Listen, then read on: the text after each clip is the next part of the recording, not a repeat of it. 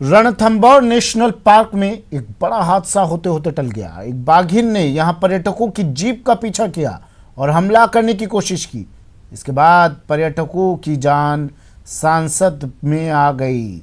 डर गए, सहम गए पर्यटक और वहां से तुरंत निकल भागे। ये देखिए तस्वीरें। एक बाघिन, जब पर्यटक इस बाघिन को निहार रहे थे, ये बाघिन पर्यटकों की गाड़ी के पीछे लपकी और फिर यहां से पर्यटकों से भरी जीप रवाना। तस्वीरें टीवी स्क्रीन पर सवाई माधोपुर से। गिरिराज शर्मा मेरे सहयोगी सवाई माधोपुर से हमारे साथ फोन लाइन पर जुड़ गए हैं।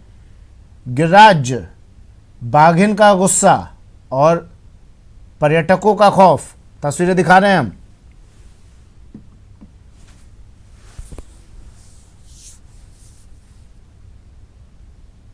गिरिराज, क्यों गुस्से में आई है बाघिन?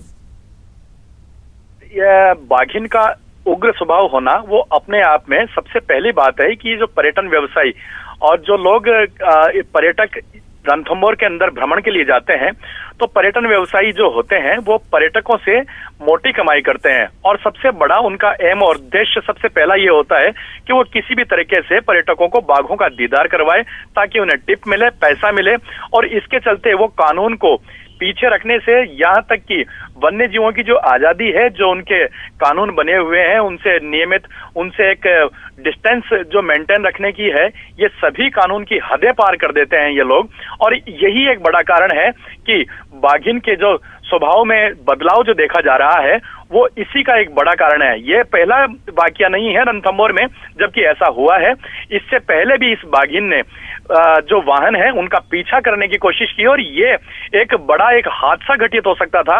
बाघिन इस वाहन पर हमला कर सकती थी, पर्यटकों को इंजर्ड कर सकती थी, अन्य कोई अनहोनी घटित हो सकती थी। क्योंकि बाघिन का लगातार ये जो कैंटर है ये पीछा कर रहा था, इससे वो एग्रेसिव हो गई और उग्र बाघिन ने कैंटर का पीछा किया। यहां तक कि कैंटर ने आगे और पीछे जब लेने की कोशिश की तो बाघिन भी उसके साथ आगे और पीछे होती रही, यहां तक कि वो ये प्रयास करती रही कि कहां से वो हमला करे।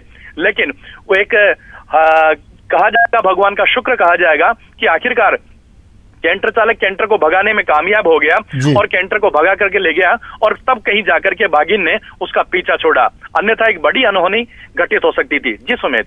अच्छा गिरिराज, दो चीजें और। पहली बात तो क्या ये जिस कैंटर में पर्यटक सवार थे उसमें सुरक्षा के तो पूरे इंतजामात होते होंगे? कैंटर पूरी तरह से दिख रहा है, वैसे हमें कवर नहीं है, लेकिन फिर भी इतनी ऊंचाई रहती होगी इसकी कि कोई वन्य जीव, वन्य पशु ना पहुंच पाए। क्या ऐसा होता है?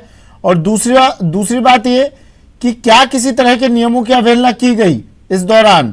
क्यों वन्य जीवों के इतना निकट जाने की कोशिश की जाती है? क्या किसी तरह के साइन बोर्ड्स या किसी तरह के नियम कायदे लागू नहीं होते हैं इन पर?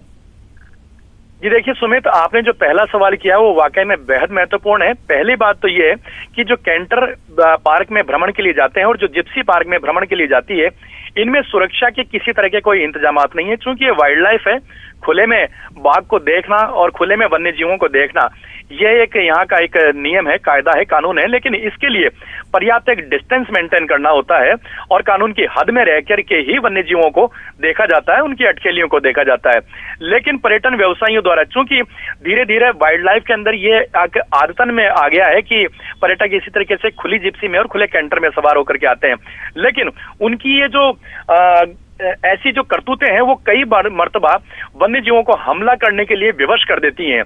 कई मर्तबा वन विभाग द्वारा जब डिस्टेंस मेंटेन नहीं किया जाता और वन्य जीवों को और हिंसक जीवों को इस तरीके से परेशान किया जाता है, उनके पास में गाड़ियां ले जाई जाती हैं, पर्यटकों को बहुत नजदीक से बाघ के दीदार करवाए जाते हैं। शुक्रिया तमाम जानकारी के लिए गिरिराज मेरे सहयोगी सवाई माधोपुर से हमारे साथ फोन लाइन पर जुड़े और बता रहे थे बड़ा हादसा होते होते टल गया।